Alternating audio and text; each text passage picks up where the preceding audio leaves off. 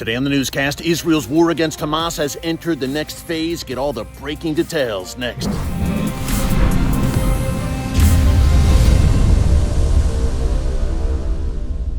Hey folks, Erick Stakelbeck here. Welcome to the Watchman Newscast. As you can see, I am on the road right now. I'm traveling, but I wanted to come to you with a breaking news update. It appears that Israel's ground invasion, actually air, land, and sea, a broader offensive against Hamas in Gaza has begun today, Friday, October 27th. Now, reportedly, all lines of communication in Gaza have been cut. Also, reports of Israeli tanks entering Gaza and engaging Hamas gunmen. And Israel has really stepped up the airstrikes as well in recent hours as I come to you around 4 p.m. Eastern time here on the East Coast of the United States. So nearly 3 weeks to the day of the most horrific massacre of the Jewish people since the Holocaust, Israel now is all in, and the ground invasion again has begun. Now, we don't know if it's going to be a massive amount of troops right now, right away pouring over the border into Gaza, or if there will be more limited incursions like we've seen over the past 2 days.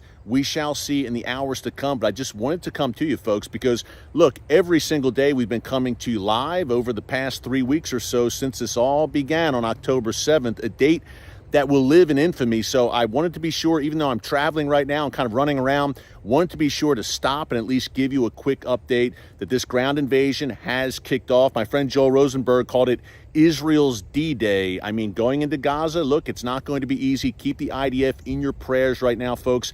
I have good buddies of mine who are on the front lines right now. My thoughts are with them. Constantly, I'm thinking of them, but they're doing what needs to be done.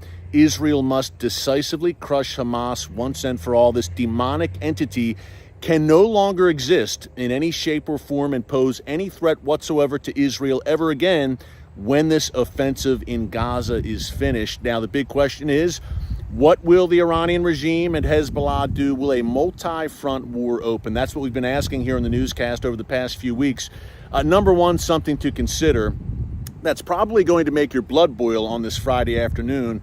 Iran's foreign minister was in New York City last night in the United States, where I'm standing right now, speaking at the UN General Assembly as they were debating and going back and forth about what to do about what's going on in Gaza right now and Hamas. So they roll out the red carpet for a man who was a top official of the government that is financing Hamas and making all this possible. Sorry, as I just adjust my phone right now.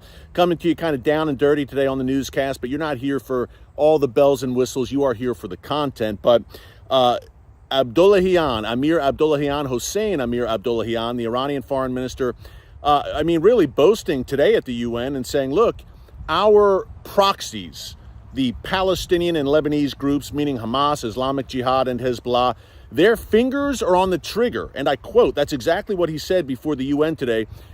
Essentially, the Iranian regime holding a gun to the head, not only of Israel, but a gun to the head of the world, folks, and saying, look, if you're not careful, we may just have to expand this into a broader, massive, bloody regional war.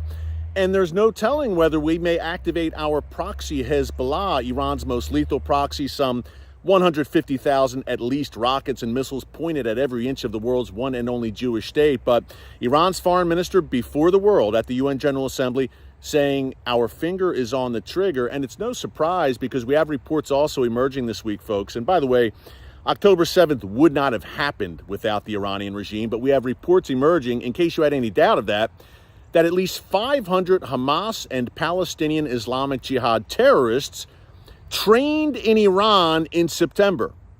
Now, I'm sure they were just there for sightseeing or not. Do you think, call me crazy, but do you really think it's any coincidence that Hamas and Islamic Jihad terrorists were training inside Iran in the weeks leading up to October 7th? I think not. And it's also no coincidence that Iran's foreign minister, among other Iranian officials, including from Iran's Islamic Revolutionary Guards Corps, were in Beirut on a frequent basis in the run-up to October 7th, meeting with leaders from, you guessed it, Hamas, Islamic Jihad, and Hezbollah. Again, folks, no coincidences with everything we're seeing right now.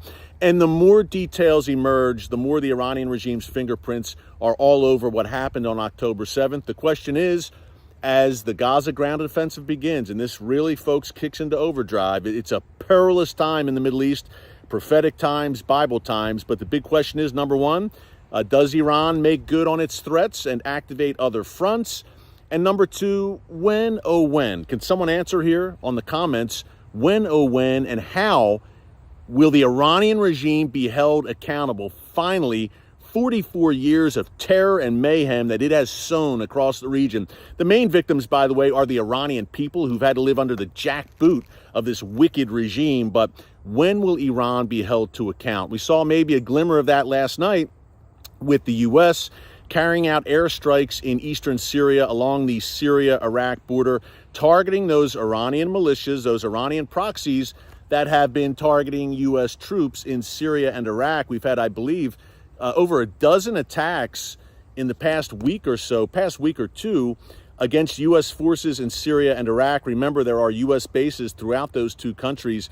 And that Syria-Iraq border, when the Biden administration has seen fit to respond, and it's been rare, sadly, with over 80 Iranian-backed attacks against U.S. forces since January 2021. But nonetheless, the Biden administration has rarely responded. When they have seen fit to respond, and again, they did last night, they have always struck weapons depots, ammo depots. That was the target again last night, reportedly, along that Syria-Iraq border. I don't know that that's enough to truly deter the Iranian regime and Hezbollah. I would say clearly that it's not, because we continue to see the attacks.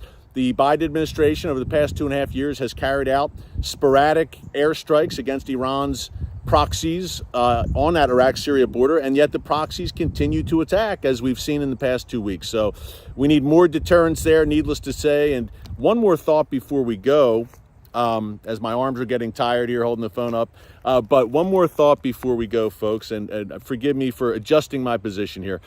Russia embracing Hamas, and I do not exaggerate, that is not an overstatement to say that Russia is now embracing Hamas.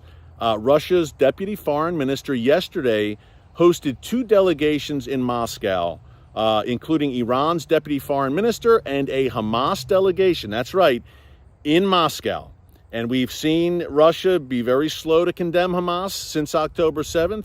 And that's no coincidence, because Russia is very cozy right now, and then some, a formal military alliance with the Iranian regime. And it's growing. And Hamas is an Iranian proxy. So, of course, Russia, it would seem, would be open to embracing Hamas. And we're seeing that. And Israel was outraged by this, obviously. Russia hosting a Nazi organization. It's interesting. Russia's always talked about Nazis in Ukraine. Well, Hamas are the epitome of modern-day Nazis, only wearing different uniforms, as we saw on October 7th. And yet the red carpet is rolled out for a Hamas delegation in Moscow. I think there are prophetic, and look for more of that, folks. Look for Russia to cleave closer to Israel's enemies in the days to come. It is prophetic. I believe that the war of Gog and Magog is shaping up slowly, as foretold in the book of Ezekiel, chapters 38 and 39. Go ahead, go back and read it this weekend. You'll see what I mean. And Russia, Iran, and Turkey, which Recep Erdogan, as we reported here in the newscast the other day, called Hamas freedom fighters, mujahideen, holy warriors, liberating their land, and said they are not terrorists. That's the leader of a NATO member nation, folks, saying that. Turkey, Iran, Russia, look for that alliance to grow. Look for their hostility to Israel to grow as well. Bible times, prophetic times, and you're seeing that unfold right now in Gaza with this ground invasion, ground, air, and sea. Again, as I go here, keep the IDF in your prayers right now, folks, for such a time as this. Breaking update here. We'll come back to you this weekend, either tomorrow, Sunday, maybe both days.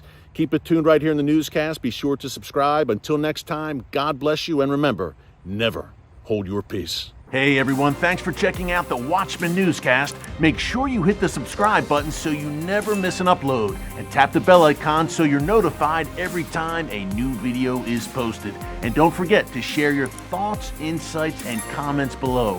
Thanks for watching. We'll see you back here tomorrow.